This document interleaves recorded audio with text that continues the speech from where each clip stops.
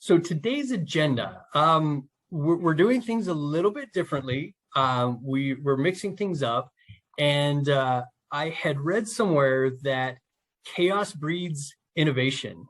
And so it's going to be a little bit chaotic compared to what you're used to, maybe not so formulaic, but we hope that this innovation provides value to you. So first, we're going to go through introductions of our panel. We're having a panel discussion today. And then after the panel discussion, we are going to have our open forum and announcements and close out. I will be directing the panel discussion, and then Gary is going to take over for that last half hour for the open forum and announcements. So before we kick this off, and this has become a tradition lately, is to go into the mural board. And I believe the link is in the chat. So if you could open up your chat, click on that link, go into the mural board, and just tell us how you're feeling, right? If you could pick one of those emojis to express how you're feeling, we would have you click on one of the notes, and you can do that on the side as well. Click on the note, drag it over, put your name and where you're calling in from. Looks like we have a few CDOT folks with us. I can see Texas DOT. We've got Oklahoma DOT with April. Awesome. New York State, it looks like. We've got South Dakota. This might age me a little bit, but this is very much like, I think of Miss Julie on Romper Room, where she was calling out all the kids she could see through the television with her magnifying glass. She never called my name. I was just devastated as a child. But it's so great to see so many of you coming in. I'm glad that most of you are doing pretty well. We've got some, Matt's now's got his mind blown. We've got, where can I see this? Oh, we've got the Ministry of Transportation from Ontario, a couple of folks from there in New Brunswick. This is exciting for me. It's always fun to meet new people. And even though we won't be able to meet face-to-face or even talk directly, we hope that today you learn a little bit more about some of the members of the Lean Forum, which, speaking of membership, it's not an official membership. You don't have to sign up or give blood or your firstborn, or we don't ask for dues. The membership is really anyone who wants to participate. And so if you have this link or you're getting this email and you would like to share that with others, please do so. We would love to have all those that are willing to participate and listen in and share ideas join in with us. And it has grown. Gary has said over the last number that in the last 9 years, it went from a conference call with just a few states to now we're across the nation and even parts of the world where we have some friends from England and Sweden and areas in Europe as well that have joined in. So this is pretty exciting. Well, thank you for being part of our mural board. If you do have comments, it will be there. The interns will, the producers will look at that, and any comments that you have, incorporate them into future discussions. So thank you for participating in there. And Carol from Minnesota, I hope that your inquisitive nature helps you learn more. I wanted to introduce you the panel members. First of all, not a panel member, but as the facilitator, wanted you to know who the heck I am. And I have to thank Elena for being nice enough to give me this template. So you'll see this again when Elena comes up from Utah DOT. I am the Director of Transportation Performance Management, and within that responsibility comes process improvement.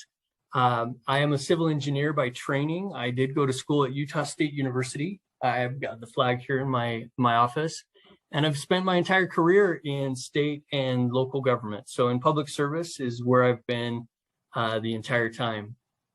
I do have Lean Six Sigma certification as well as a certified change management practitioner. And I have to thank my friends in Idaho Transportation Department and Colorado Department of Transportation for introducing me to this.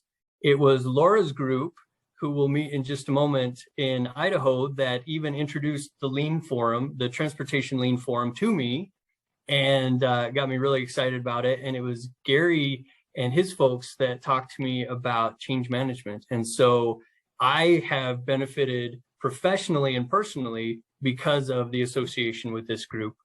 I do like to run, I like to read, I love to work with my hands, and at times play the ukulele. So that's a little bit about me. The next person we have is Tricia from the Ontario Ministry of Transportation. So go ahead, Tricia, if you wouldn't mind unmuting and telling us a little bit about yourself. What I've asked our panelists to do is give a little bit about themselves, their agency, and their program to give you a little bit more insight. So Tricia, it's now your time. Thanks, Patrick. So as Patrick said, I am a senior process improvement analyst from the Ontario Ministry of Transportation here in Canada.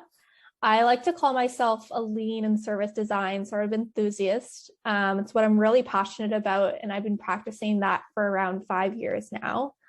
I always like to explore ways to improve the customer experience through various means, such as user interviews, service blueprints, or value stream mapping, among other tools and techniques. I graduated from a local university here, Brock University, with a Bachelor of Business Administration degree.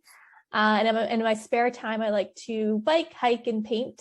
I live near the escarpment here in Hamilton, Ontario. So there's lots of hiking to be done and mountain biking, so it's very interesting. And I added this quote here: "If everyone is moving forward together, then success takes care of itself," by Henry Ford. What I really love about this quote is it's so true that working together leads to success, and it just sort of inherently happens when you work together with teams, and that's so important in Lean, especially because you want to work collaboratively with others to solve problems and explore solutions. So that's a little bit about me and what I like about this quote. Next slide, please, Patrick. So a little bit about the Ontario Ministry of Transportation. Its mission is moving people and goods safely, efficiently, and sustainability across Ontario to improve quality of life and support a globally competitive economy. We actually recently went under a transformation effort. So we have 6 divisions, some of which include corporate services, which is more of our internal function that supports other divisions, agency oversight and partnerships, policy and planning, of course, transportation safety, operations, and infrastructure management. We're focused on building the next generation of transit and transportation infrastructure, manage vehicle road tests and licensing, modernizing transportation policy, and promoting innovative new technology to strengthen road safety, and improving the coordination and integration of all transportation in the Greater Toronto and Hamilton area through our Metrolinx agency affiliate. Next slide, please, Patrick.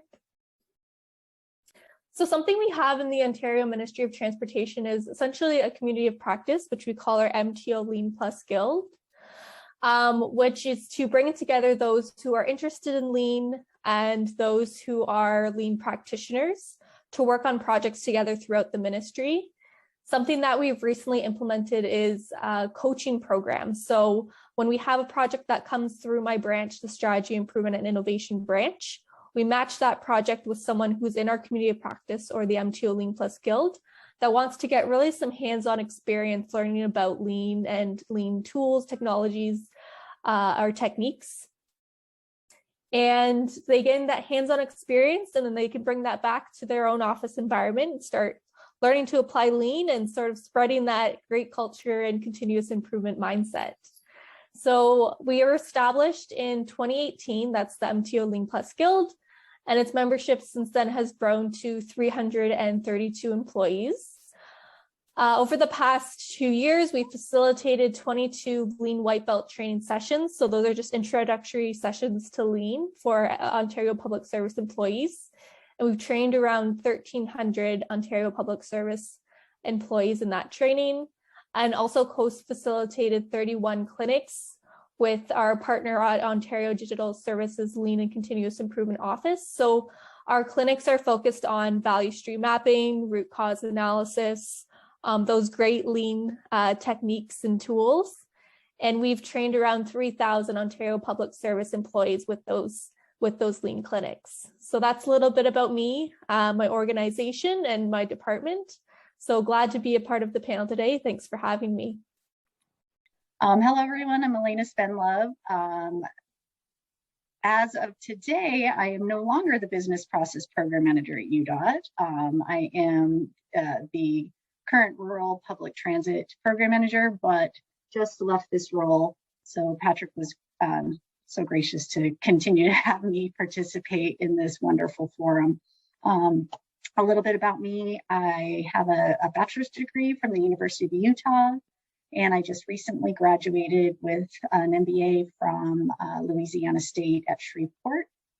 While I was there getting my MBA, I was able to become Lean Six Sigma Green Belt and a Lean practitioner. Sorry, I took 2 classes. I didn't combine those. So I've been in transportation for about 20 years in a variety of roles, including project management, communications, and planning.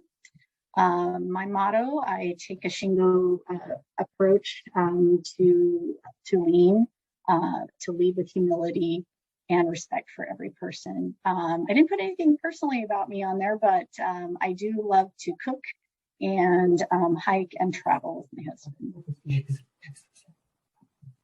Next one, Patrick.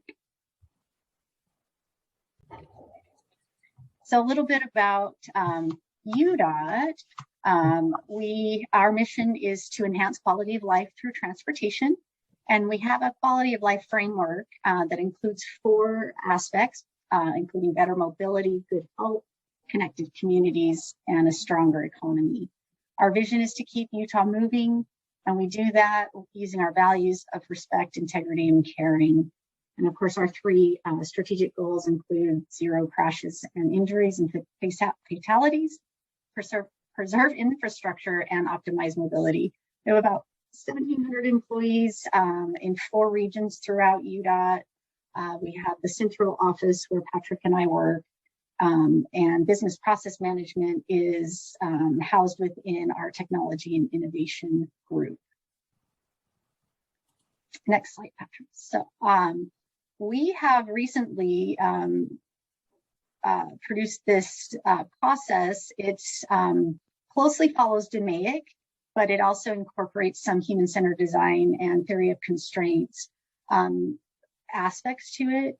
And we're just launching this, and we hope that we can start to train folks on this methodology and the tools that we would use during it. So again, for those of you that are familiar with the MAIC, it closely resembles that in the steps that you would take. And we have some quality improvement projects that we've been working on for the past little while that we've been kind of testing out what process we would like to use. And so this process, I think, will incorporate all the best of the best. So that's a little bit about us at UDOT. Okay, Laura. All right. I always cringe after going after UDOT because you guys have like fancy graphics and all kinds of great stuff. But I'm Laura Meyer, and I am from ITD here in Boise, Idaho, beautiful Boise. And a little bit about me: I'm a proud graduate of the University of Idaho. I have a bachelor's in education, and I'm a continuous improvement facilitator business analyst. So that's a font size 6 on my business card there. And I've done that position for about 3 years. And before that, I was a trainer here at ITD. My interests include people. I love learning about people and figuring out what makes them tick and all those kinds of things. I love music, I love dogs. And currently I'm reading a fascinating book about questions. It's called Ask Powerful Questions. It's by Will Wise and Chad Littlefield. And Chad Littlefield has an amazing series on YouTube, really short 5-minute videos on how to improve your conversation. So I totally recommend that. My favorite lean principle is that you define value from the customer's perspective. So often when we go into process improvement, we are looking at a tunnel vision of how can we get more efficient, and what we think is value isn't always valued by our customers. So it's important to keep them in mind. Other fun facts about me, I'm currently studying to get my energy practitioner certification, and I'm super excited about that. So if you see me tapping, you know what that's all about. All right, next slide, please. So ITD's mission is your safety, your mobility, and your economic opportunity. And our vision is to become the best transportation department in the country.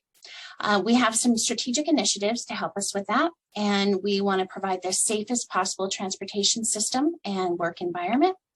We have a mobility-focused transportation system that drives economic opportunity.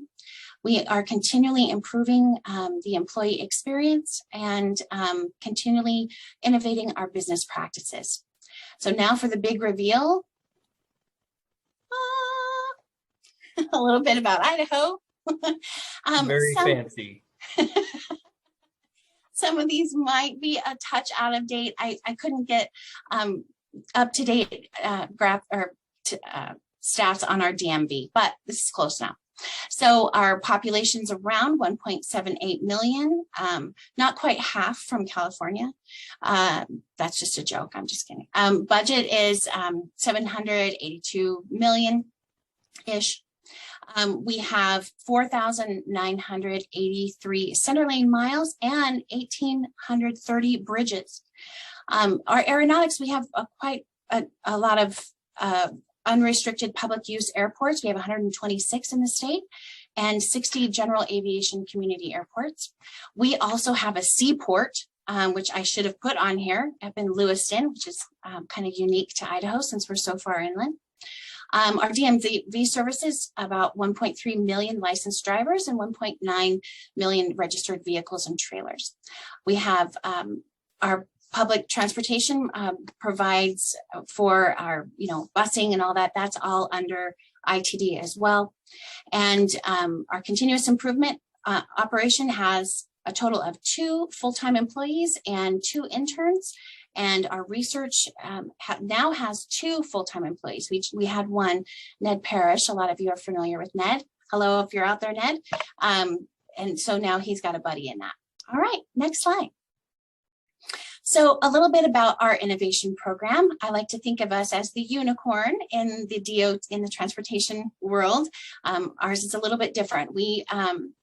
Anyone can submit an idea. All ideas and innovations are welcome.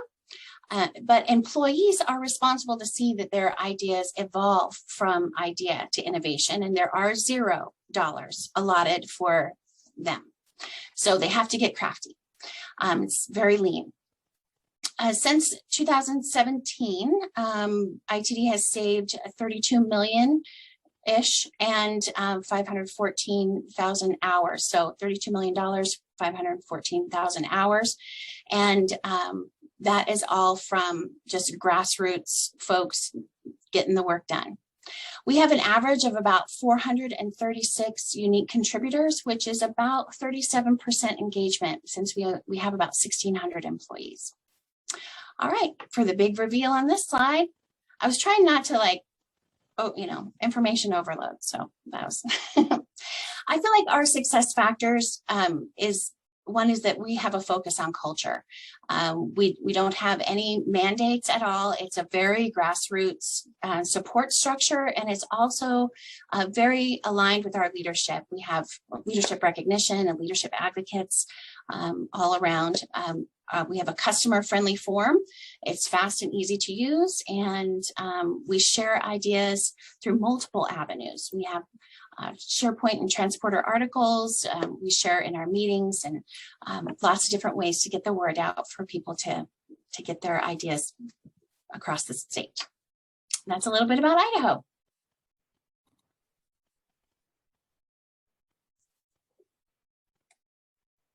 All right, and thanks. My name is Gary Van Such, and I'm honored to be here today.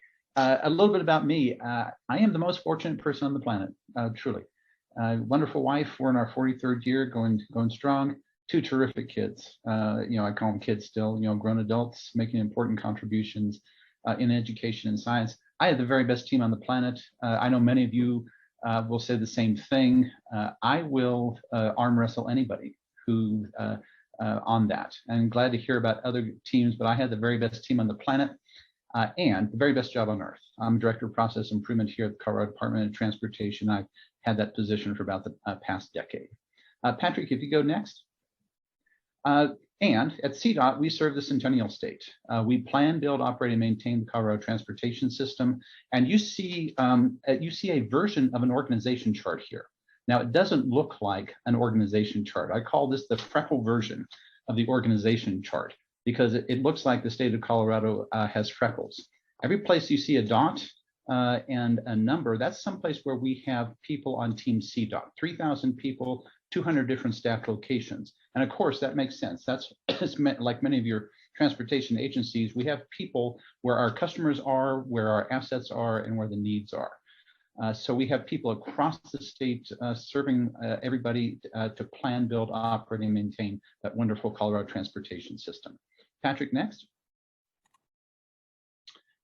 There are 2 major drivers of improvement at CDOT, and you see 2 of them here. I'm going to go into this the act in just a moment. We have enduring values like many of you do. In fact, we have 6 values. We call them the SPICER values because they spell the acronym SPICER: safety, people, integrity, customer service, excellence, and respect. And the excellence value, and it goes back decades, is actually the very definition of lean process improvement. We're leaders and problem solvers, continuously improving our products and services. So it's great that that's baked in to our multi-generational values. And there's another driver also. Patrick, next. In Colorado, in 2010, the legislature passed what's called the State Measurement for Accountable, Responsible, and Transparent Government Act. That gets shortened to Smart Government Act. And of course, I'm glad to be part of a state that believes in smart government as opposed to, I don't know, not smart government. And the act requires the executive branch to implement several things. First of all, there has to be a performance management system statewide. And of course, as CDOT is a state agency, we embrace that.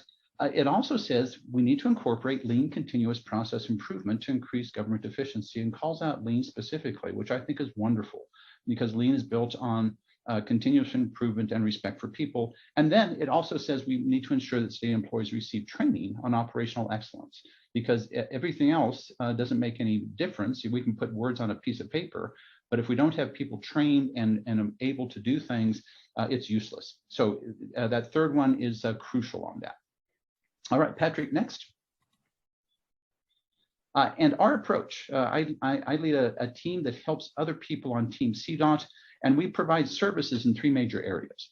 First of all, innovation and engagement. We're working to engage all of our Team CDOTers in improving our business to increase customer service and efficiency. And of course, that's baked right in, baked right into our CDOT excellence value.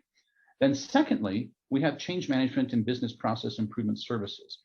We want to make sure that when we have change initiatives, that we lead and manage those initiatives in such a way that each and every person will be successful with each and every change that impacts them. I know that when I came on board a decade ago, that wasn't always true. It's where we're aiming. If we have a change coming on board, and we need to make sure every Team CDOTer is able to be successful with that.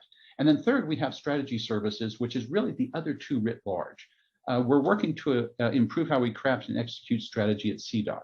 So, there's a lot of definitions of strategy and strategic development and execution. But the one I like is that it's improvement and change management writ large. Anytime we have a strategy, we're not working to make something worse, right? We're making make something better.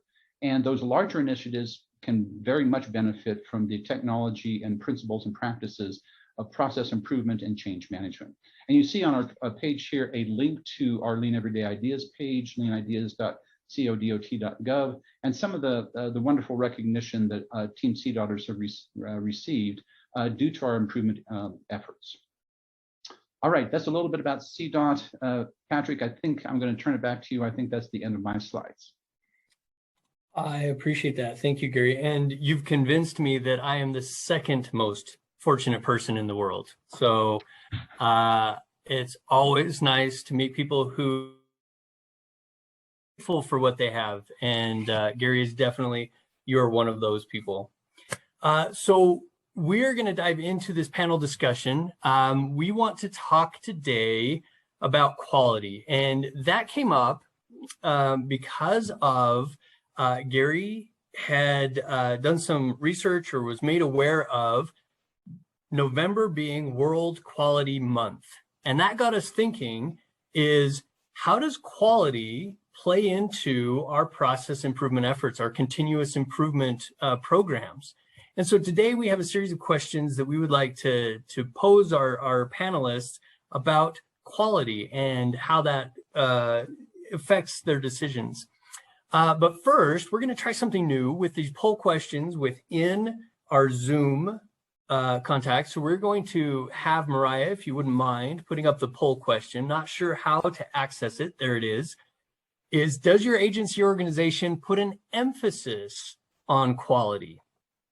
And you can see the no is emphasized right there for those that are not. So go ahead and answer that. And we'll have Mariah share the results, give you a few minutes to, well, hopefully it doesn't take a few minutes to click one or the other, but for everyone to click on one of those and get an idea of our webinar attendees, where we are in there. Is there an emphasis on quality in your agency or department, in your organization? And Mariah, are we able to show those results? Yeah, looks like right now we've got 78% say yes and 22 are saying no. Okay, that's interesting. I know that here at Utah DOT, we quality is just expected, but we don't talk about it overtly, right? And I think that if what gets measured gets managed, right? We learn from Peter Drucker. So we're going to learn a little bit more from our panelists about how quality is baked into what they do. First question is to all panelists. What role does quality play in process improvement? And I'm going to start with Tricia, and then we'll go to Elena, and then Laura, and then Gary. So just take a minute and just tell us what your thoughts are on what role does quality play in process improvement? Thanks, Patrick. Yeah, I think quality plays a large and significant role in process improvement, and that's because quality is often defined by our end users in the process, right? So as part of process improvement efforts, that's why it's so critical to interview your end users and have a conversation with them and do some user research to understand, okay, from your perspective, what is critical to quality? How do you define quality from your perspective?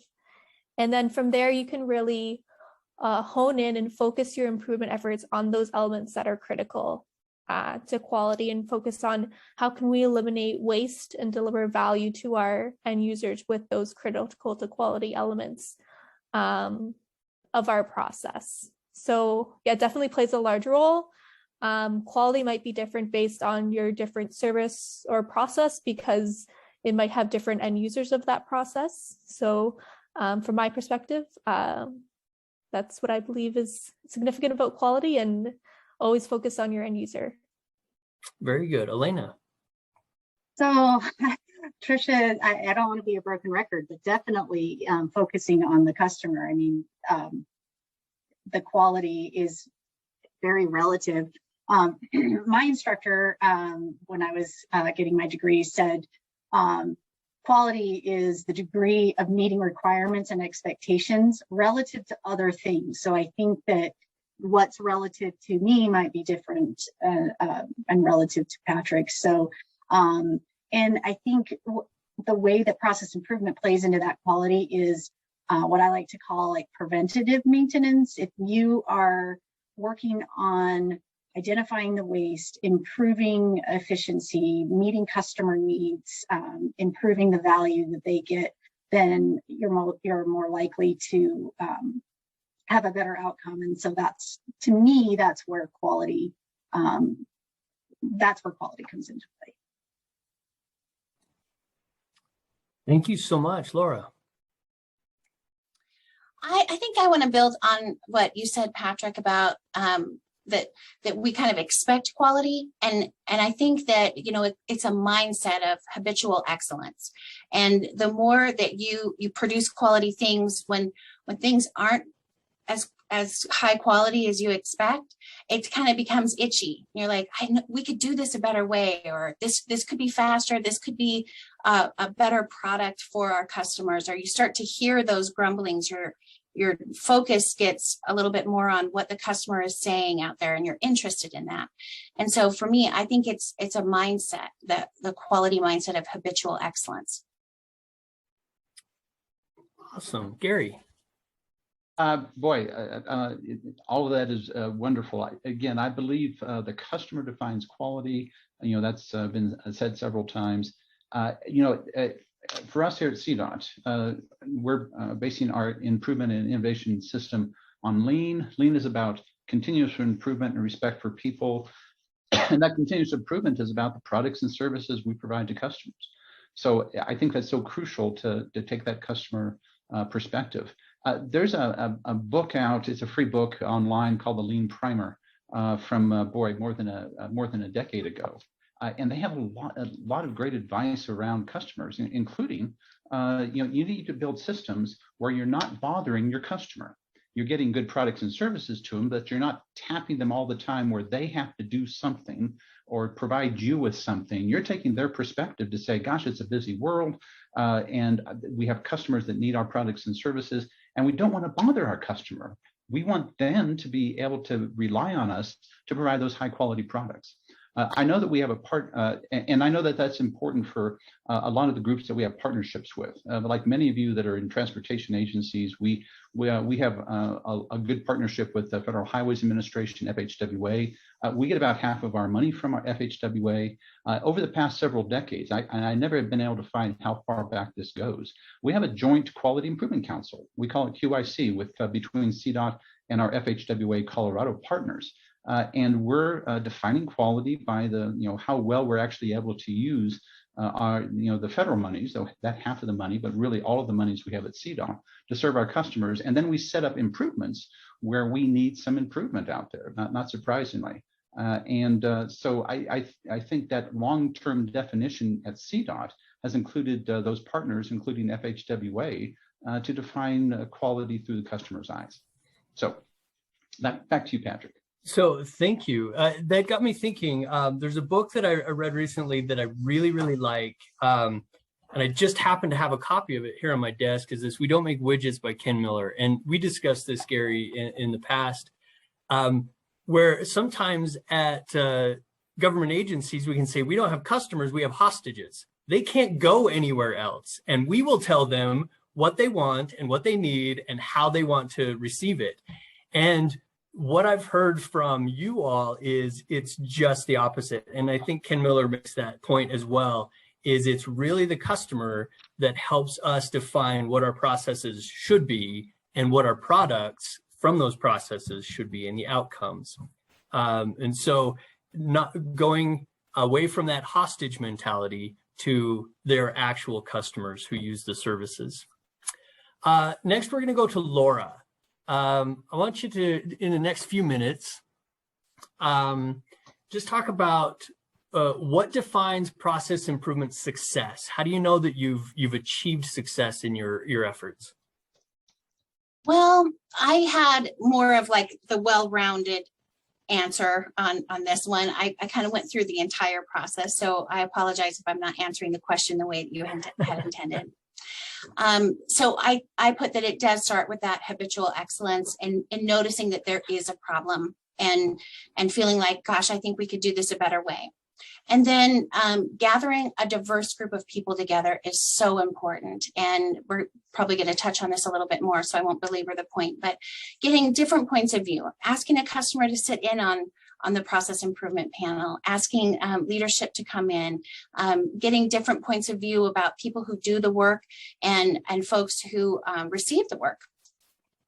And then change management and a marketing plan is so key. I mean, that's crucial to getting your process improvement out the door and successful and implemented and you know, being used in the way that it was intended to. And then the last one is really also important, and it's often forgotten, and that's following up. Because process improvement is a continual iteration cycle. And so you need to check to make sure, did those countermeasures that we thought would work actually work? Are there road bumps that we couldn't see before? You know, what's new in the environment that we didn't have eyeballs on at the time? So following up, checking to see that people are implementing your solutions the way that you intended and that it's working for them. And the customer is really important in defining process improvement and success in my way. Thank you. This next question is for Tricia. To be able to do these process improvement projects, you need a good team, right? And it's typically people who are not process improvement professionals, right? So can you talk a little bit about how you put together the right process improvement team to ensure quality? Yeah, for sure. So I would say the first step is to make sure you have a really good understanding of the problem at hand and the scope of work or the scope of the problem, because that will help you define what areas of expertise you need on your team, whether it's, you know, business planning, strategy, technology experts. And then you can go and collect those subject matter experts to be part of the team. And those are people who are usually closest to the work and are doing the work on a day-to-day basis, because they really have the best understanding of what's working well in your process or what's not working well in your process. And then, of course, you like to have those lean experts on your team to guide the conversation, also lean assistants to help facilitate conversations, work on the mural or mural board when needed, gather meeting notes. And as I previously mentioned, in my office, we have that guild coaching program where we bring in someone who's interested in learning about lean on projects so that they can get that hands-on experience. And they can take that experience back to their own work to really start creating that culture of lean, culture of continuous improvement by learning with other project teams. I believe too that it's also critical to incorporate, of course, the end user's perspective, since they're so critical in determining quality, including their perspective on the project team. If you can get them on the project team, that's excellent, that's great. But if not, perhaps it's important to conduct some end user interviews or end user research to understand what is of value, what is of quality from their perspective in the process, and then bring that insights back to the rest of the project team to say, this is where we need to focus our efforts and this is where we need to start our improvement journey. Thank you so much. This question, we're going to continue with Tricia and Elena on this next question. It's really meant to say, how do you broadcast this? How do you make it more visible?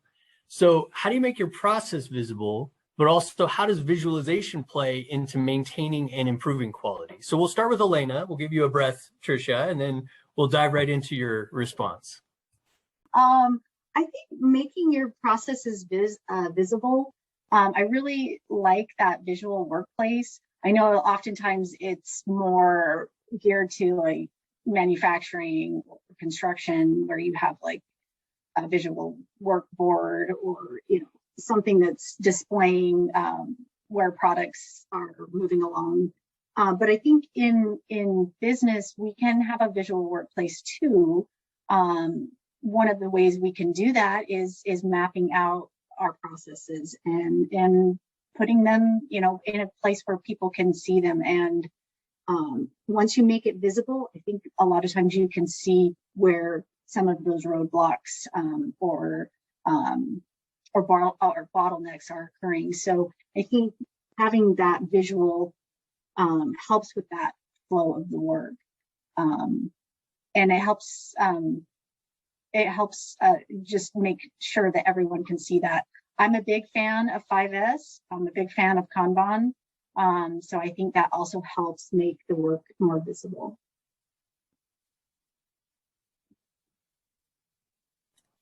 And Trisha? Yeah, and just to add to that, I think the first step is, as I mentioned before, is to talk to those that are directly involved with the process and directly involved with the work, because oftentimes our government work is tacit knowledge. We can't necessarily see that work, right?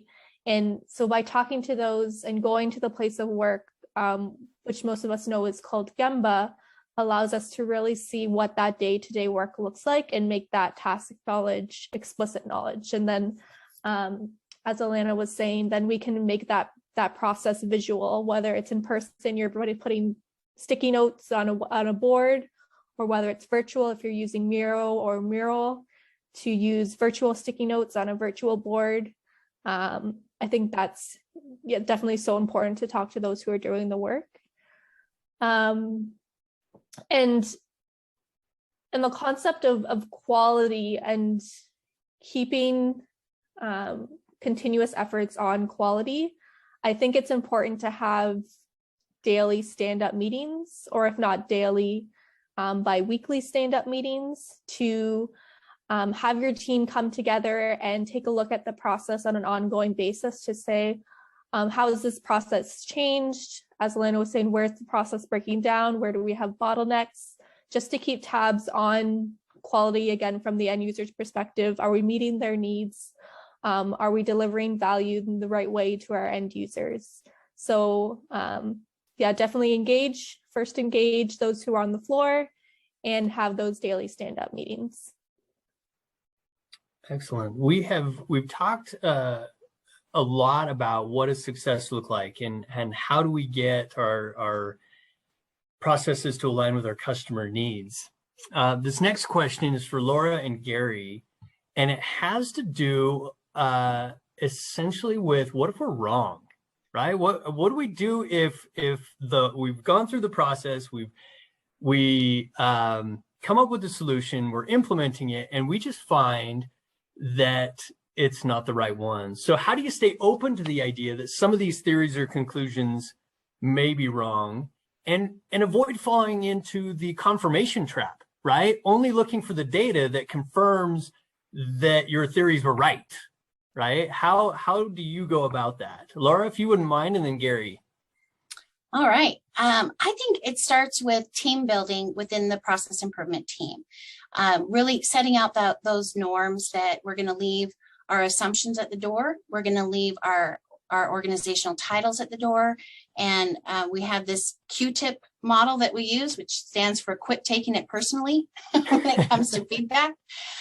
So that, we're standing arm in arm, looking at the problem instead of the problem being between two groups together. We often have multiple views, and, there's people who are really stuck on their view as the right view. So I think it starts with really good team building, and then getting that A3, and I mentioned it in the chat.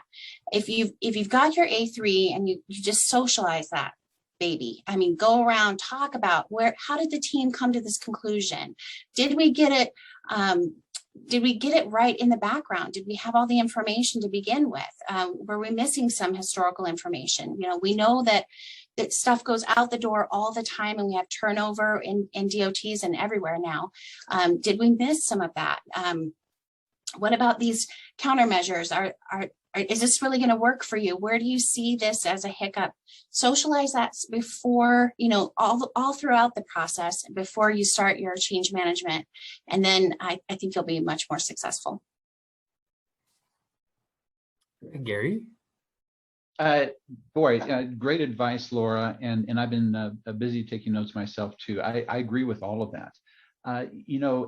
Here at CDOT, I'm director of the Office of Process Improvement, but I sometimes think that should really be something like the director of cultural improvement. We need to be able to set up a culture where certainly we're all very interested in continuous improvement and respect for people, and that it's also okay to find out that something doesn't work, and to have the culture that says that's okay.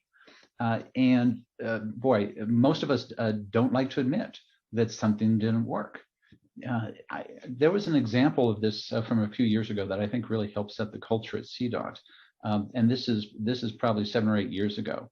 As you can tell, and I think I've still got mountains in my background. I can't tell. As you can tell, we got mountains in Colorado. One of the places on our interstate system is the Eisenhower Johnson Memorial Tunnels. It's 2 lanes in each direction. Back in the day, it looked like that was sufficient. Anymore, we wish we had about 7 or 8 lanes in each direction. During ski season, it backs up right at the tunnel. It's 11,000 feet in elevation. Traffic backs up going to the ski slopes. And our research group worked on this. It was wonderful. They came up with a different mathematical queuing model that helped us say that we should do some different things in terms of how we're metering traffic into that tunnel. It's going to improve things. Our executive director made that very public in a video back then. And as it turns out, after several weeks, it didn't work. Now, he went back on a video the next month and said, "Thank you, research branch. And yes, this didn't work. However, I want to thank the research branch for all the work on this, and we're trying some different things based on lessons learned from that." I thought that was a great example of leadership from the top to say, hey, we're going to first of all be transparent. All of us in government should be transparent the things we're going to try. And then secondly, to say, the second time around, we're admitting it didn't work. And that's okay. That we found something that didn't work. And that helps us find something that will work. I thought that was a great example. I think it's incumbent on all of us as continuous improvement professionals to set up that same kind of culture on our own teams, and then to actually be able to say, hey, this is what we're doing, and we can do that across the organization. Laura, particularly like your thoughts about having daily stand-up huddles. We do the same thing here on my team, and we're promoting that across CDOT so that we can find things that work, but also find things that don't work, and make that part of the culture that's okay. All right, back to you, Patrick. What a fantastic example. I think of Google, the folks who were working on Google Lens, they just got to the point where they said, we can't make it work, right? We're just going to scrap the program, throw it away. And they all got awarded for not wasting money by chasing this mythical unicorn that didn't exist, and that they learned how not to do something. And I think that's fantastic if we can celebrate it. So kudos to you to have an example of that very public in your DOT. So we're going to stay on failure, right? We're going to go to Elena, not that you're a failure, but that you might have some insight for us on the topic of failure. How do you feel about it? How does your DOT, how does the agency feel about it? And further, how do failures help improve quality? I really appreciated what Gary just said, because I think we at UDOT, we're a learning organization. We believe we learn from our failures. We aren't penalized to any degree for failing, but what we need to do is fail quick and fast and learn and move on. And so I think, and also admitting it. And I think that the example Gary gave of saying, yeah, that's just didn't work, but we learned from it and we're going to try something else. And I think that's really the culture we have here at UDOT, is it's okay to learn from our failures, not dwell in them, and make sure that we can take those lessons learned and move forward. And I think by doing so, we become better. I think sometimes if we don't fail, and if we don't have any feedback that helps us improve, we can get stuck. And so I really appreciate that. And I don't have any specific examples that I can think of right now, but yes, I think though it needs to be accepted, and we need to be able to learn and move on. Thank you very much. While we don't have any large public ones, as Gary had shared, I know that personally, I've had the opportunity to fail a lot, right, and learn. I had a friend here at work basically say that FAIL stands for first attempt in learning. And so it gives you the opportunity to try something new and say, you know what, my ideas, as perfect as they are, can't be implemented in the real world, right? That it just can't be constructed the way I would like it to be done. So thank you, Elena, for sharing that. We are going to try another poll. So Mariah, if you wouldn't mind pulling up the next poll.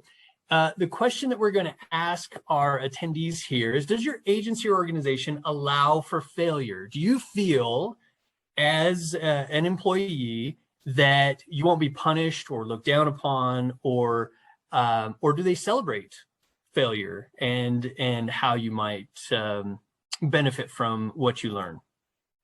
So if you wouldn't mind, just go ahead and put that in there, and then we'll have Mariah pull up the results. So a lot of depends. And to be honest and fair, I put that as well, because I think it really has to do with the manager. If you have a supervisor who is willing to let you test and try and give you a little bit of leeway, you feel as if you can fail and be good. If there's someone, if your manager is not willing to take that heat, then it can be very difficult. At least that's been my experience. So I'm not sure what the depends were for everybody, but interesting results. Okay, well, the next question is yours, so you can go ahead and stay on. Is we talk about resistance to change. So you come up with a new idea and you say, okay, here it is, and we're trying to get buy-in. What role does change management play in ensuring a quality process improvement? Boy, it's a great question, Patrick. Thanks for posing that. You know, change, and by the way, just to define change management, there's a couple of different definitions. There's a definition in the IT world where you're trying to make sure that changes to technology and wiring and stuff get done right. We're not talking that version of change management. In this case, change management is the people side of innovation and improvement, and all the principles and techniques that help us on that. I think change management is crucial in building the right kind of culture in an organization so that people have empathy for each other. You know, it's very tempting when we are process improvement professionals and we're on a process improvement team and we've done all the struggles and the Gantt charts and the statistics, and we get really engaged in saying, gosh, there is a better future, it's a different future, and we've got it.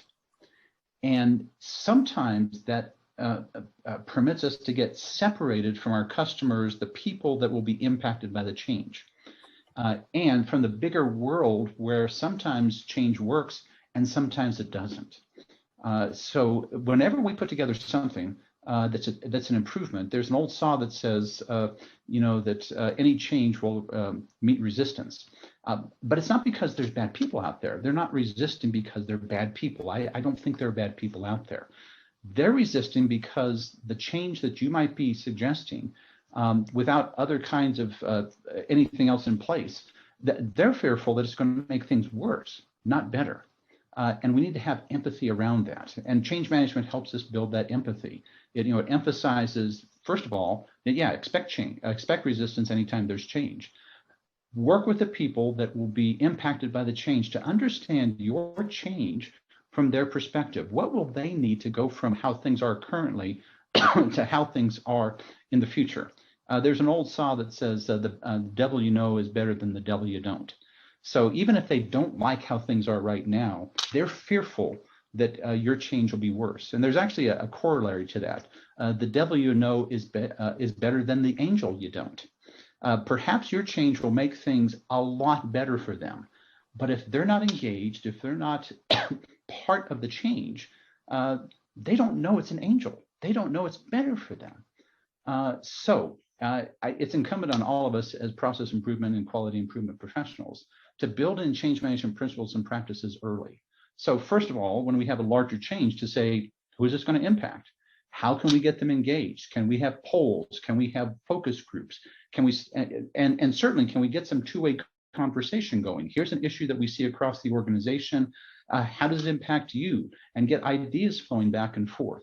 It builds that empathy throughout the organization, empathy by the project team for the people who will be impacted, and frankly, empathy from the people that will be impacted to say, oh, I've always thought those people at headquarters or those people in Denver or those people, have not been taking me into account. They start building some empathy to say, oh, they are starting to think about me and I want to support their efforts. It starts building that empathy and that virtuous cycle through the organization. So change management to me, crucially important anytime that we're suggesting changes throughout the organization. Gary, your response made me think of Kristen Cox, who used to be part of our governor's Office of Management and Budget, would talk about systems thinking, where each process is tied to systems and that no process exists in a vacuum. And so you may have perfected your process and made somebody else's process so much more worse, unintentionally. So by having that systems thinking that we are part of a great whole, think of it as your body, your respiratory system, your nervous system, your digestive system, all of them work together to make you who you are. And if one of them is bad, you just don't feel good all over. And so when we do process improvement, understanding that those changes need to be communicated beyond just those that are affected directly, but those that are indirectly affected. Oh, it's a great point. And boy, I remember Kristen saying that. I loved when Kristen was in public service. I know she's elsewhere now consulting with lots of folks, but boy, she was such a great influence on public service when she was there on the governor's cabinet in Utah. And I don't have stock in anything that she's in. I think she's a great thought leader. If you follow her on Instagram, she still is putting those out there. So some great thinking on systems thinking and theory of constraints. Okay, Laura, this one's for you. Do you have a process whereby you start your implementation of improvements with pilots? So it allows people to kind of learn and test and try and grow. And how does that affect quality? All right. I love this question because this is really the foundation of ITD. We are full of miniature little sandboxes because we don't have an official vetting process for any of our innovations. There's no, send it to this committee and they'll evaluate it and all those kinds of things. Every one of our innovations has that kind of piloty feel. So we get that idea, move to innovation, then that idea and that innovation gets shared, and then it gets evolved, and then the quality gets either improved or changed or moved around. And we hope our goal is to get it to what we call a times 7, which is where everyone in the state plus headquarters is implementing that great idea. Some of them don't really work out well for a times 7, like our plow blades innovations don't really work so well here in the office, but we can get to like a times 6, and our director up the ante by saying, how about a times 52, and where we can share it throughout the nation, in the world. So we have just a really tremendous support system in our grassroots, and they do a lot of piloting and a lot of, sharing the idea, getting different people's feedback, and then iterating to get better and better with the process. Excellent. Thank you for sharing that. I appreciate it. We have learned so much from you and our partners here in the Transportation Lean Forum on how to do that effectively, right? That piloting, especially with human-centered design, the iteration process. So this last question is for all panelists. And it's a quote that I got from or I was looked up, and it's Aldo Gucci of Gucci fame, right? So think of those quality handbags or whatever else he's making. He's credited as saying, quality is remembered long after the price is forgotten.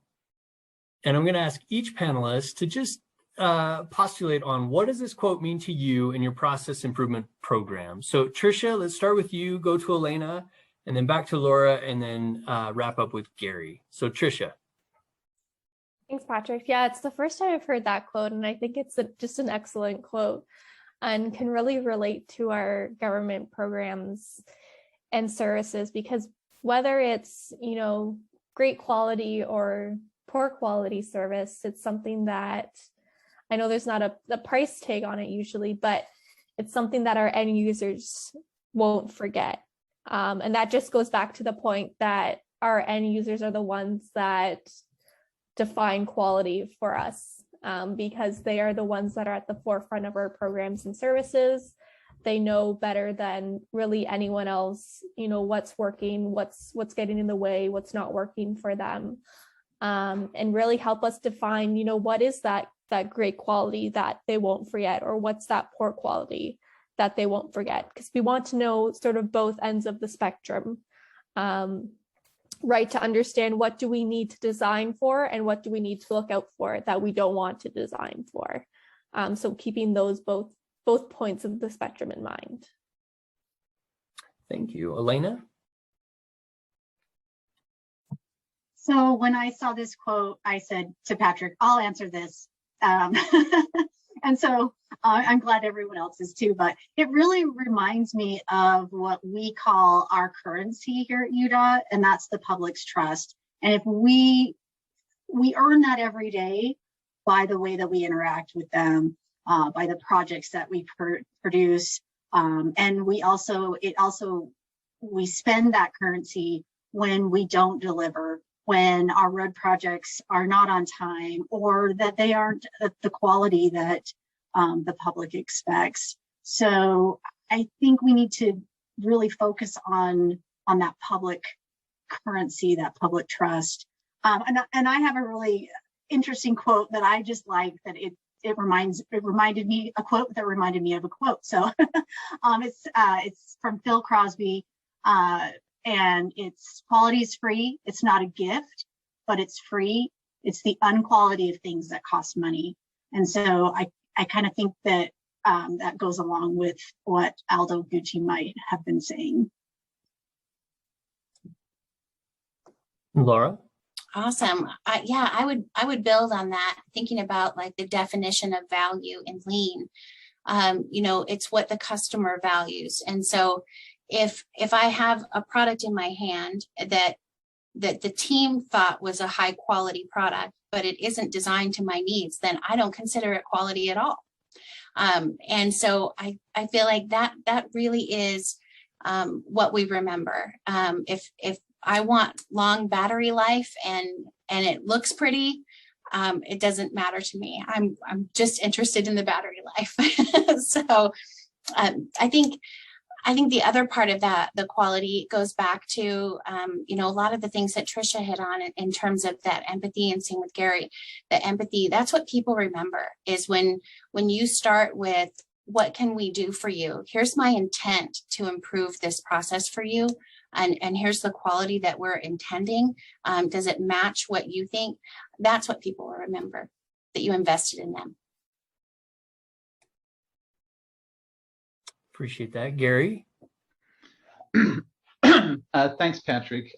You know, back in the 1970s, the Japanese automakers, particularly Toyota, were starting to make inroads into the United States. Toyota Corolla was the lead there. And the American companies started trying to get competitors to that Toyota Corolla, smaller cars. I bought one of those cars for $1,200 in 1978. That car was a 1974 Chevy Vega. That is the worst car ever made. I would put in a tank of gas, and I didn't find out for a while that you know, they did have problems. I learned to do my research after that. I would put in a tank of gas and sometimes a quart of oil into the engine also. Worst car ever. well-intended, but not very much along customer expectations. Now, a bit later, I got married. We got a 1988 Toyota Camry, and in 1990, that was the car that I used to drive my wife and my newborn son home from the hospital. I don't remember the price of that car. I often remark to people, I wish I still had that car. It was a great car, perfectly perfect for my family. Whenever I had a problem, the dealership took care of it, and there were never problems with this car. I didn't put in a quart of oil with a tank of gas. There's always been lessons learned for that for me. You know that you don't always just want to chase the competition. You want to get something that's good for the customer, that the customer feels good about. Sometimes you can measure that, sometimes you can't. I can't measure, the feeling from 1990 driving my son home on the interstate, way too slow, by the way. People were, your first child, you drive very slowly. It's incumbent on all of us to think about the customer, not just the competition. And of course, in state government, we don't have competition, but sometimes it might feel like it, or it feels like, oh gosh, the legislature or somebody else isn't treating us well. Well, we should take all that as data. And then we should actually focus on what we have as products and services and how that really benefits our customer. And along the way, thank all the people that have helped us provide those products and services. So anyways, that's what that quote means to me. I forgot the price of that 1998 Camry, but always had loved the quality of that. Back to you, Patrick. Thank you. I want to thank our panelists for the time that they've done preparing and presenting today. That does wrap up our questions as far as the panel is concerned. And in fact, I am going to step aside, and I'm going to turn the time over to Gary to now address the open forum. I do hope that this has been valuable. I know that I've gained a ton of insight. I love chatting with people that are doing amazing things and seeing what we can adopt and adapt and put into our programs. So thank you to Tricia and Elena and Laura and Gary for your time today, for your insights, for sharing of yourselves. We've gotten to know you better through your presentations and your questions. And I'm hoping that the attendees have gained insights in this as well. So Gary, I'm going to turn it over to you, and thank you for this opportunity to host, and I look forward to joining in the future. And Patrick, right back at you. Thank you. A terrific session that you moderated here. And we're going to transition to our open forum. So open forum is part of our Transportation Lean Forum, has been for many years. And we're just really, and we'll keep this up for a few minutes so that if you want to take down the presenter contact information, you can. And of course, this session is being recorded. So we will post this to the Transportation Lean Forum's Lean Interchange website so that you can get this contact information later. Also, we'll also have a PDF of the slides that were used by our panelists.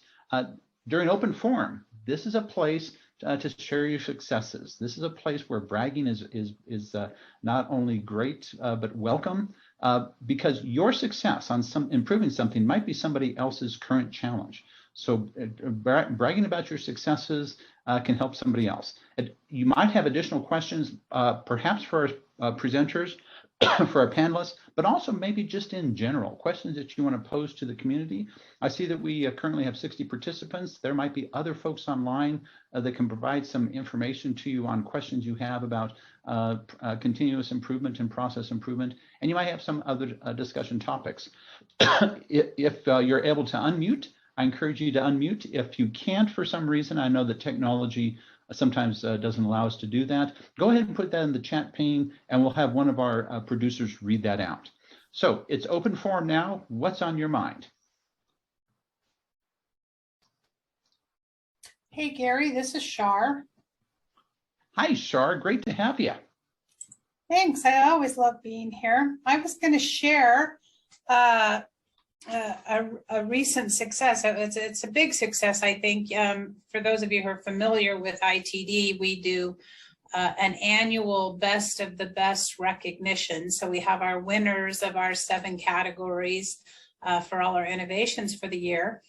And every year we try to find really big, great ways to celebrate that win and share with all of ITD. In the last few years, we've been able to use the WashTo Quality Award money to fund a celebration that included all ITD employees. And as we got ready to go into this year's celebration, like literally weeks before we were ready to go, we found out that those funds were no longer available, at least not this year, because obviously COVID reduced conference attendees, which is the source of their revenue. So all of a sudden, the innovation team found themselves with this big dilemma, like, how are we going to celebrate and recognize these winners, and what are we going to do?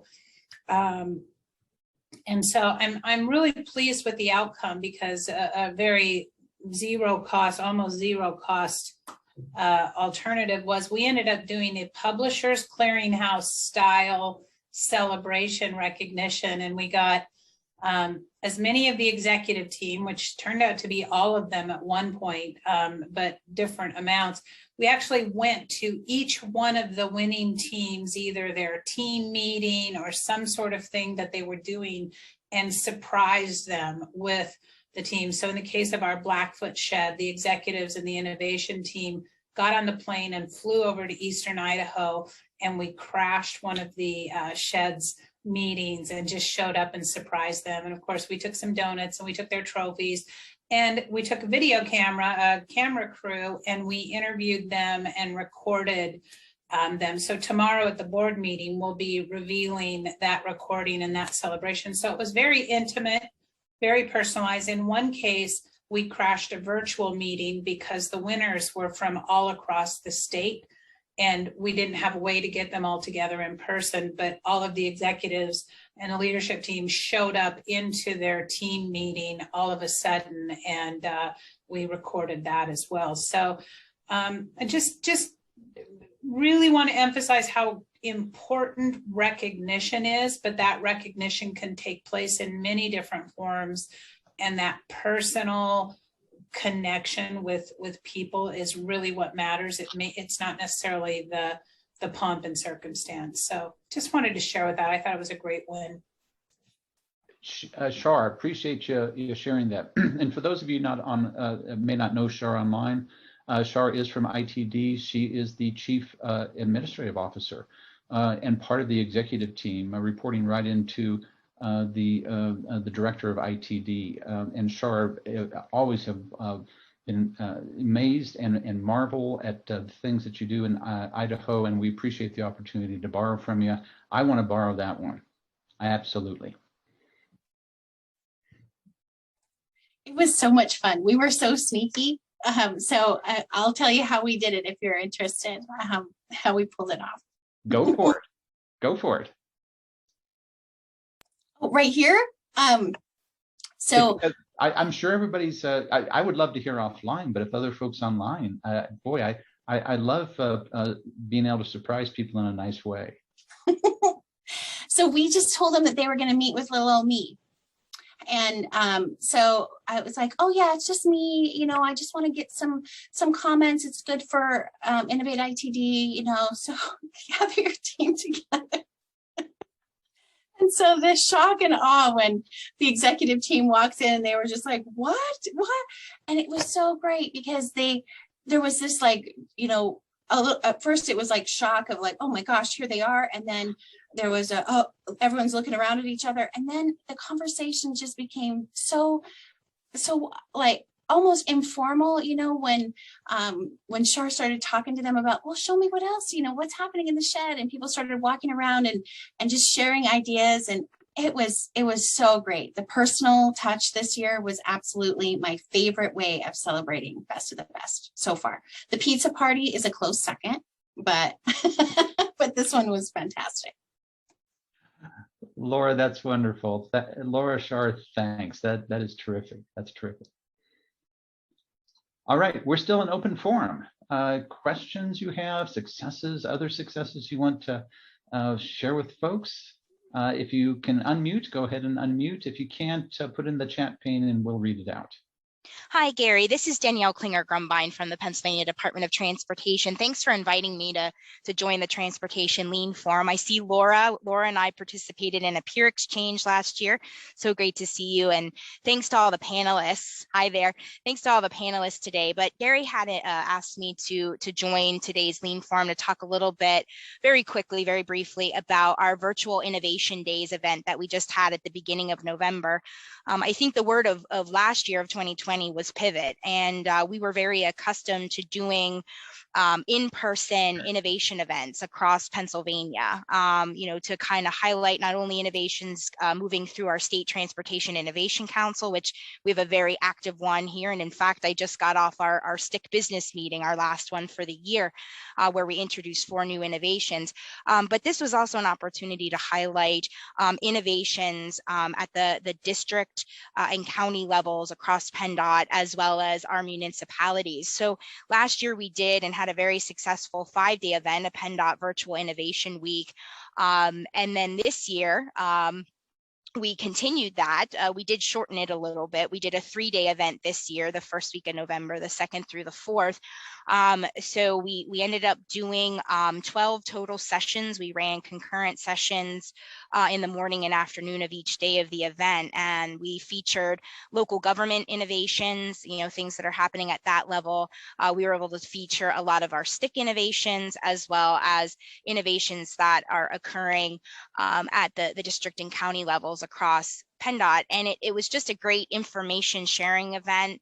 A lot of times we hear from a communications perspective that, there might be this great thing going on in this district or at this municipality, but people don't know about it. So we use this as an opportunity now in this virtual world that we find ourselves have been thrust into to bring people together in this forum. So this was open to consultants and contractors and PennDOT employees, as well as local government, municipal employees. So we ended up with nearly 850 attendees for our event, which was awesome.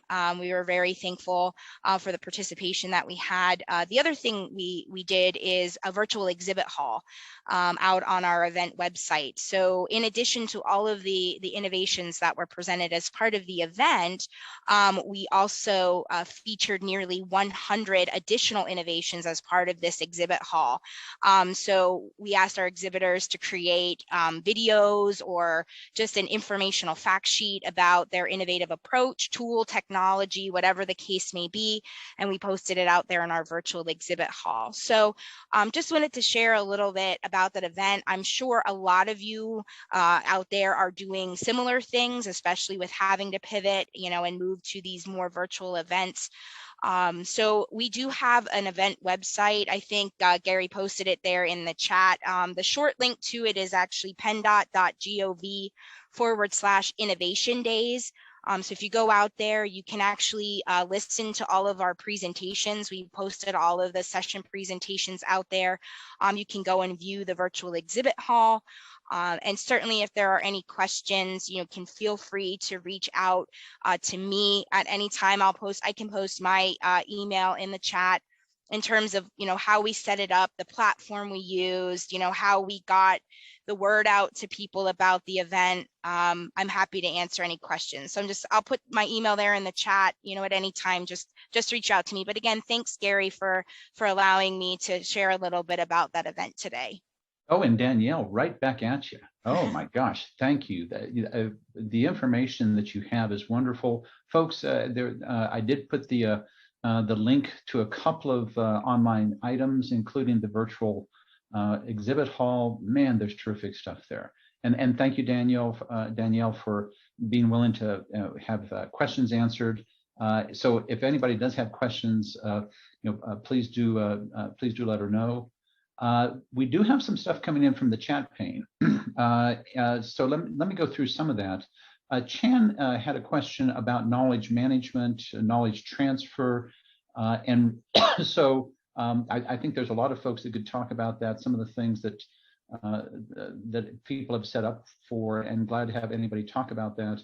Laura did ask for the links, and we've got that. Danielle, thanks for putting your email address in the chat pane. And at MDOT, and Andre, is that, my apologies. I know that MDOT's both used by Maryland and Michigan. Yeah, that's Michigan. I'm sorry. Michigan. Yep, that's Michigan. Could you talk some about that? It sounds like a terrific effort. Yes, and I mean, well, my laptop isn't working, so I don't have my camera.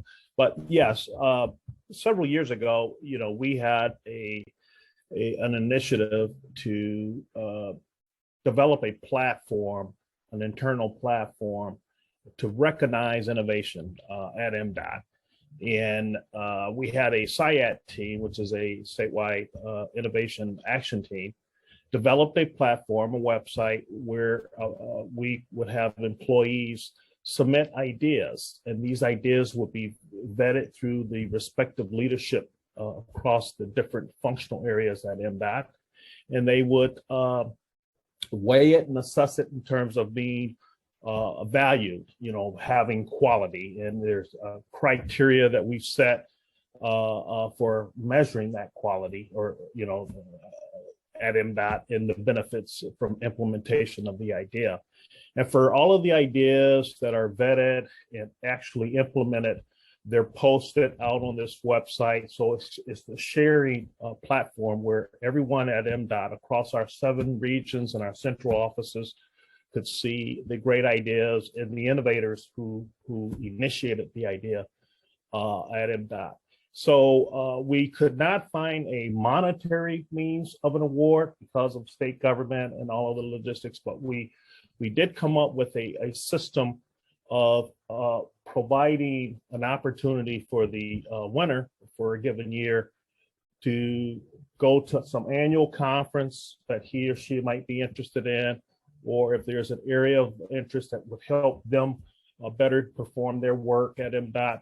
So there's a lot of measures there, but I just wanted to let the team know that this is something that we are currently continuing to use at MDOT in order to encourage, or I should say enhance, the culture of innovation at MDOT. And this team also has launched last year in 2019, actually a year ago in November, a new innovation website. And I will share that website for all attendees today so they go out and see it. But these are innovations that have been implemented and valued at MDOT. And it's our way to market and share with the transportation community the great things that are happening at MDOT. So I just wanted to bring attention to this award. I'm just now submitting our recommended candidate from our SIAT team to our sponsors, and hopefully we will get approval to recognize the individuals at our 2022 TranspoCon. Andre, wow, fabulous stuff. Thanks for sharing that. And just a quick follow-up question. Other folks may have questions too.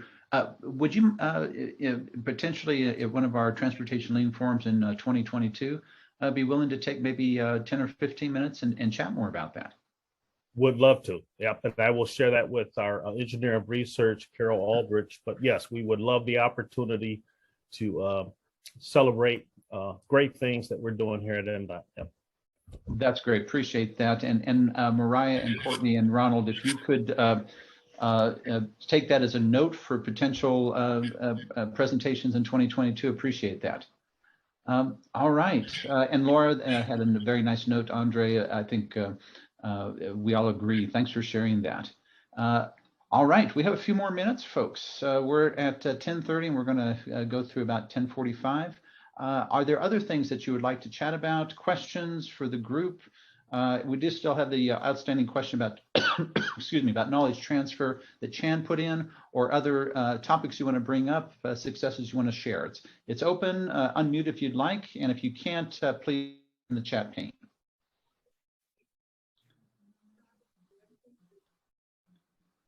And Brian has the Lean Kool-Aid Award to offices that embrace lean culture. All right. It's always good to, particularly during our COVID influenced times to, to keep our sense of humor. I can just see you, Brian, just crushing through the wall there like the Kool-Aid man used to do. I would like to pose a question to all y'all. Since I'll be hosting next time, and December is typically a month of celebrating. We just talked about the way that we celebrate. It'd be really interesting maybe to have a theme of celebration to figure out how do you celebrate your wins and recognize people. That might be a potential theme.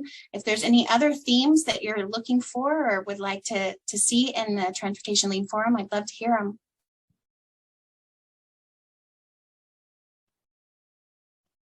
All right, don't be shy, folks. Unmute or put that information in the chat pane. I see Brian's comment about AdCar. That's what we use at Idaho. It's AdCar. Okay, and for change management. And Brian, are you suggesting perhaps to have that as a topic for one of the for the January session or one of the other sessions? And we'll assume yes if we don't hear from you, by the way. I did. Somebody asked about Patrick's email. By the way, I put that in the chat pane. Julie, thanks for your note from Ohio about the successes in people. And perhaps, Julie, that's some of the stuff we should highlight in January also. Successes in people. That's great. Yeah, Brian said yes. So that's great. There's value in that. So perhaps AdCar, Laura, or something like that. Danielle, oh, I love that. Love this note from Marianne Hayes, the virtual exhibit hall from PennDOT. Mary Ann has sent that to the STIC members there in Vermont, I believe is where you're from, Mary Ann. Thanks for doing that. And technology, I sometimes tell folks that there are issues with technology, but technology is wonderful too. Think about all the sharing we've had here, and just being able to share from Michigan to Vermont and getting some of that information going. Isn't that wonderful? And Laura, you're probably reading faster than I am. My eyes are old, so they don't read as fast as they used to. I'm checking out Shelley's comment about, an innovation event that isn't just another conference to go to. That's something that's been on my radar too, about folks who are just sitting and consuming information. And it's been my goal this last few months to really get people engaged and being more collaborative with the information. So I hear what you're saying there. Shelley, can you expand a little bit about what you're thinking of? Are you thinking of, like, would it be better to have some trainings or to have people come and share their idea, or how they got their idea, or how they implemented their idea? We're kind of stuck in the virtual area, but there's a lot of neat ways that you can do that have more interaction than just somebody talking at you. Can you hear me okay, Laura? Yes. Okay, this is Shelley. The issue I've run into recently is, I thought we were doing well. I thought things were going great. And then somebody brought up to me that, we have too many of these. There's too many, of the same thing. And I'm just like, well, how do you do, like you just said, how do you engage people in a way that they're not already engaged every day, or they're not already dealing with something every week? Or how do you make it something notable? And that can be, it's going to be in person soon, but right now we're looking at virtual, right? So we don't want them to just have to sit there and just absorb. How do you encourage them to participate? The polls sort of work, right? This one's definitely working. Having Gary, maybe I should just bring him, but that I'm looking for. Yeah, I have a few different methods that I use in my virtual meetings that, you want to, like, poke your eye out half the time. One is a collaborative journal. And, people can read a lot faster than they can talk sometimes, although I can talk pretty fast. And that is where you pose a question, and maybe it's to get more data. So we did one on how the impacts of being a steward affect their team. So both positive and negative. So it gave them a couple minutes with some quiet background music to write that in the chat, but don't hit enter yet. And then when the music stops, then hit enter, and then take another couple minutes for everyone to just read through the chat. And then we have an open discussion about what they read. And it really helps people stay engaged because they're not just sitting there listening to one person talk. All the different voices are coming through through the reading, and then you can talk about it. So it's kind of like a virtual breakout session. It's really great for our introverts because they have that time to really process, and they can, you know, write down their thoughts, and they don't have to be bombarded with answer this question now. I like that one. The other one is you can have the breakout rooms, you know, and have different types of questions. So one breakout room will have one question, another will have another question. And then when you come back together, you mix them. So, you know, members of different rooms then meet in a separate room. I'm not explaining this very well, but if you were from A and group A and then group B, then mingle together and then talk about what they talked about. So it makes facilitation very easy because you don't really do anything. The ball just keeps rolling and they meet together. So Chad Littlefield, he has some fantastic ideas for virtual meetings. He's on YouTube. He's the author of that Ask Powerful Questions. Lots of great ideas.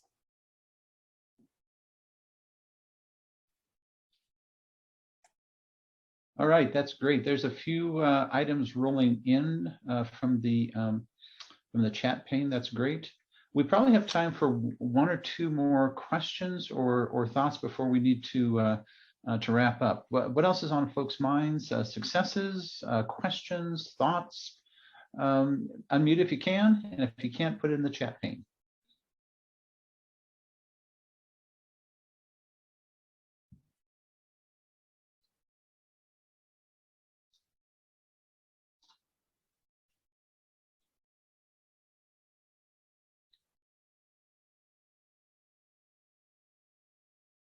So just one more chance. Any other topics? We have time for maybe just one more. Go ahead and interrupt me, but I'm going to say those famous words. Going. All right, sold. So thanks, folks, for a very robust a session today and for a very robust open forum. I'm going to ask Mariah to pull the slide deck up. We do have just a few things before we sign off today. You know, thanks on that, Mariah. Transportation Lean Forum is a community of practice. We've been around about 9.5 years. There are some other communities of practice that you might be interested in. One that I always participate in is called the Public Sector Change Practitioners. It is a member-run community of practice. The webinars are free. The next webinar is coming up Thursday, December 9th, 10 a.m. Mountain Time here in Colorado. And it features a person who's an international part of the international stage. Belinda from Uganda is going to be talking about change management in some of the groups that she helps with. So it's a wonderful thing. I invite you to participate. There is the Google link here, and we will have our slide deck as well as the recording up on the Transportation Lean Forum's Lean Interchange site. Also, if you want to be added and you somehow can't get to this link, please do just drop me a note and we'll get you connected with the folks at the Public Sector Change Practitioners Community of Practice.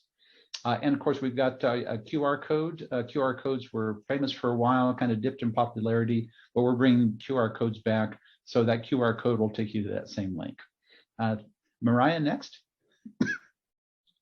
That TLF section, and Laura is going to be the host for that. Thank you, Laura. Is at a TBD date in January. We promise it won't be January 1st so that everybody can celebrate the new year. And TLF is currently in its 9th year. In the mid part of 2020, 2022, we'll be celebrating a decade. So if you want to be a future presenter, if you have ideas for Laura's session, for the session Laura's going to host in January, please drop me a line and we'll be sure to get that into the mix for consideration. Mariah, next. I want to thank everybody. I want to thank Laura for taking on the hosting duty for January, Patrick for hosting today, our wonderful producers, Mariah in the lead producer chair, and Courtney and Ronald as supporting her. And thank you everyone who's been participating today. Wonderful session. It's fulfilling our mission to provide support to each other as we're working to improve our transportation and other government agencies. Thank you, thank you, thank you. Let's go ahead and ring out for now. Bye now.